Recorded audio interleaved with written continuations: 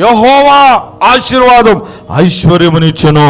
2 కొరింథీయులకు రాసిన పత్రిక 8వ అధ్యాయం 9వ వచనంలో దేవుని వాక్యం అంటా ఉంది, ధనవంతుడైన దేవుడు దరిద్రులైన మన కొరకు మనల్ని ధనవంతులుగా మార్చు నిమిత్తం, బాగా వినాలి, ఆయన ఏం చేశాడు?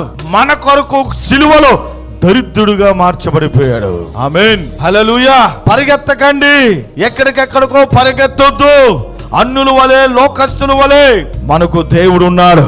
అలాని ఇంట్లోనే కూర్చొని సోమరిగా ఉండమని లేదు. నీ కష్టాన్ని ఆయన వైపు చూడండి.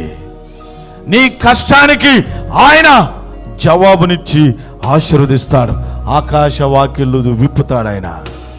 అన్యులు చేసినట్లుగా, లోకస్తులు చేసినట్లుగా పరిగెత్తొద్దు. నయోమి పరిగెత్తింది, బెత్లెహేములో ఏదో కొద్ది కరువు వచ్చిందని.